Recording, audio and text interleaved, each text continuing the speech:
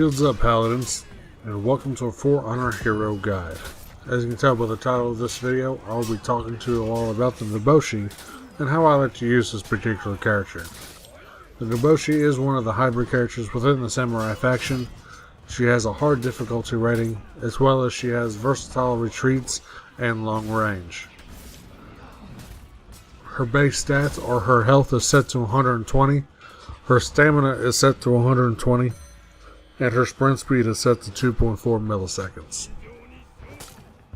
With all this being said and done, let's go ahead and jump right on over to her feats. Her tier 1 feats are Iron Lungs, which is a passive ability. You can still sprint when out of stamina. Speed Revive, which is a passive ability.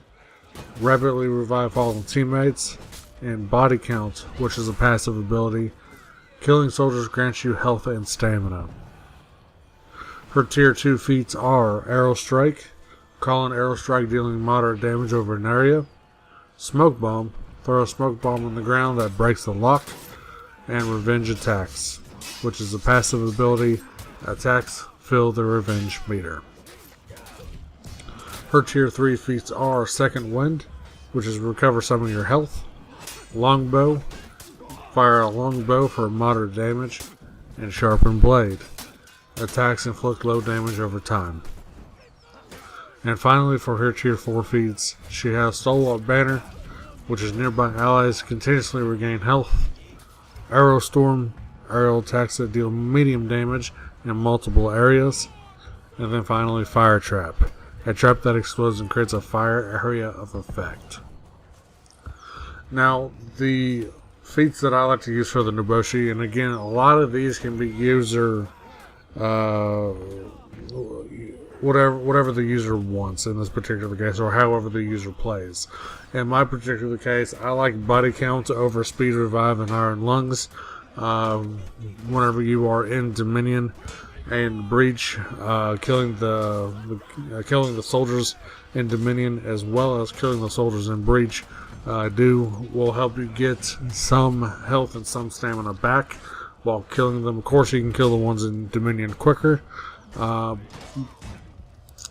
this does count for the pikemen on Breach, so you can stay down on the ram, keep pushing it, and keep helping your team out. Speed Revive could be good, specifically if you have a perk, Rising Dawn. Again, it depends. If you're kind of stacking the two, that could be beneficial as well. Iron Lungs, I really don't see a point in it, in my personal opinion. So really, for tier 1, I would say either Body Count or Speed Revive if you're going to be running Rising Dawn as a perk. Okay? So her tier 2, what I prefer is Smoke Bomb. This is a great little bomb that breaks the lock from the enemy team onto you, so you can throw that down inside a gank, and that gives your team the upper advantage while fighting the enemy team. This also helps you kind of capture points, as also capture healing points on top of that. If someone else is on it with you, that is something else that you can use to your advantage. I see a lot of Nobushis run around with revenge attacks. That's up to you. I personally don't really care for revenge too much, so I really don't have that on. And Arrow Strike, in my personal opinion, is not that good. It's coming down in one particular area, not a multiple area thing. And really, for the damage that it does, even though that it is moderate damage, it's still kind of lackluster in my personal opinion. So Smoke Bomb is what I run on her tier 2. Her tier 3 has got a couple different ones that you can pick. I like to run Second Wind, which we all know recovers some of your health. The other one that I can see a lot of people running, just because of what she has going for her, whenever I get to her hero specific stuff, is Sharpened Blade, which you pretty much put bleed on your weapon and you basically end up dealing more damage. And I'll get to that later on. Longbow, I see some kind of new people use Longbow, but in all reality, I would use Second Wind or Sharpened Blade. And Sharpened Blade, if you're not good at I would stay more with Second Wind, in my personal opinion.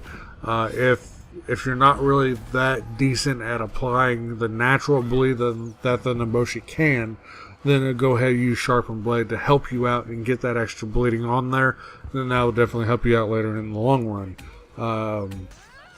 Also, keep this in mind. If you have a Shaman on your team, the Shaman can benefit from that, from Sharpened Blade. Also, with your natural bleed, Shaman can benefit from that as well. So do keep this in mind while you are playing that. But those would be the two that I would pick for her tier 3. And finally, for her tier 4, it really depends on you. In this particular case, if you are attacking or defending, if you are defending, I would always say Stalwart Banner, because that will definitely help regen your commander's health if he has taken some damage. If you are attacking, I would say Fire Trap. Now, Fire Trap can be good for a couple different things. Fire Trap could be good on the big guy or the commander if you have a Sundaw that reaps the benefits of fire damage. He could also use that to the effect of whoever else got hit by that on the enemy team. So do keep that in mind. That could be very useful. Also, Fire Trap can be useful whenever you're sitting there trying to monitor where the team is actually running. You know, if you can kind of put that down maybe on like maybe a damage buff, or even the healing zone for that matter, or some type of buff that you kind of just want to watch to see who's kind of running to it and kind of stop them from getting it. So maybe you can go over there, pick it up, boom, there you go. So in my personal opinion, I would go with Stalwart Banner or Fire Trap for those two particular feats. Now, her perks, I like to run Remedy, Clever Tactics, and Rapid Refresh. Radiant Rebound and again Rising Dawn are good substitutes to those if you don't like that type of setup. Clever Tactics is good for a kind of, if you're wanting to run Conqueror without having someone that has Conqueror on. So that's great to have that. Remedy is great if I don't have to get the execution on somebody. I can simply just get the kill or the assist, and I do get a little bit of health back from that, hence why Remedy is a thing. Rapid Refresh, since most of her abilities are not passive abilities, Rapid Refresh, in my opinion, is good, because that does help out and reduces 5% of the cooldown time once you are revived. Now, so you can get your banner back or your fire trap just that much quicker. Now, again, depending on the type of player that you are, you could use Radiant Rebound, which will help you get to point A to point B quicker upon being revived or respawning. Or if you are that type of player that likes to get revives accompanied with speed revive, you can definitely use Rising Dawn, which does, if you do not know, instead of respawning with half your health, you will respawn with 75% of your health if you use Rising Dawn. So those would be the perks that I would use for the Nobushi. Now, with all that being said, up on the screen right now, I'm getting ready to go into the hero-specific movesets for the Nobushi. Now, up on the screen right now, I'm going into the hero tactics for the Nobushi. Now, this is what the game wants to teach you, combo-wise and everything like that, for the Nobushi. So I'm not really going to go into the combos per se, as you will be able to see them up on screen, but I'll talk about exactly what the hero specifics wants you to know. Now, for Renowned, since you are a hybrid, Renowned is balanced across all activities, which is great for you, so you can pretty much do anything and everything and still get the same Renowned, which is awesome. Revenge mode, as we all know, boosts damage and health. All attacks are uninterruptible. Parries and throws knock down enemies down, and attacks are auto-parried upon activation, which is awesome. Now, this is what I was talking about earlier with the Sharpened Blade, which is simply called Way of the Shark. And she, to my opinion, is the only hero in the game that has this particular hero-specific thing, which is Nobushi's bleed can stack. Her attacks deal an extra 22.5% bonus when hitting bleeding enemies. So with that being said, if you have Sharpened Blade on, if you're having kind of a hard time getting someone with bleed, you can go ahead and use Sharpened Blade to help get someone with bleed, Or it doesn't even matter if it's your bleed. It can be either the peacekeepers or the shamans or the orochis or whoever has, sharpened blade on them. If they don't do bleed naturally, then, you can deal that extra 22.5% on somebody that is bleeding. So that is something to keep in mind with her, where you can do a little bit extra damage. So now the hidden stance, the startup has a dodge property. Basic attack startup and move recoveries can be canceled into hidden stance. Hidden stance properties. Hidden stance does not restrict the Nobushi's offensive capabilities, allowing her to perform attacks, kicks, dodges, and dodge attacks from the stance. However, Nobushi cannot perform defensive moves such as blocking or parrying while in hidden stance. Neither is she able to move normally as she remains stationary.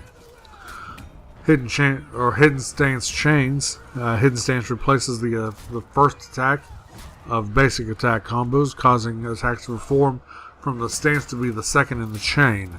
Heavy attacks from hidden stance are heavy finishers, and light attacks from hidden stance are considered to be the second light chain in Poke the Nest. Cancel attack recovery. Chain attacks, including chain finishers, can be followed up by hidden stance, viper's retreat, or kick. The kick recovery attacks. Kick can be followed up by hidden stance or cobra strike by pressing the light attack button or R1 on PS4. Guard break throws count as kicks. Poke the Nest, which is the third chain light attack, is guaranteed if the second one hits. This guaranteed hit does not have to come from the same side as the second. Sidewinder form is hit at the opposite direction of the dodge. Sidewinder follow-up. Sidewinder form can be followed up by the hidden stance, viper's retreat, kick, dodge, or another dodge. Cobra strike into Poke the Nest. Cobra strike counts as the chain starter for Poke the Nest. Cobra strike follow-up. Cobra strike can be followed up by a hidden stance, a dodge, or another dodge attack. Death Rattle's approach. Death Rattle's form can be smoothly started with a forward dodge. And finally, zone attack. You can cancel your zone attacks after the first strike with circle on the PS4. Now that's pretty much anything and everything about the Nobushi, and what I use for her as her feats, as well as her perks. Now, whenever it comes to her in general, there's a couple things that I like to do with her, is that I like to use her long range to her advantage. And that's one of the things that almost every Nobushi does, is that if you can keep them at a distant range, you can almost single-handedly kill every single enemy in the game if you can keep them at a good range away from you. Just because that her weapon is that long, and she has other different abilities that allow her to reach even further out. Help them cause bleed on top of that. And of course, as you know, she has Way of the Shark, which allows her to stack her bleed for one, and then two, deal more damage on top of that. So the Nobushi, in a nutshell, is a very, very good character to pick, just because of everything that she has going for her. Whenever it comes to her feats, as well as her perks, and again, even what she has going for her, as in her bleed. On top of that, if you have a shaman or somebody like that can benefit from bleed, then definitely that you're playing a bonus into that as well. She is a very good character overall, and I do enjoy using her. So hopefully I answered a lot of questions, comments, concerns. If I did leave something out, definitely in the comment down below, let me know. We'll definitely discuss it, as I'm definitely open-minded and love to hear what you all have to say. As always, guys, thank you for watching, and I will see you in the next video.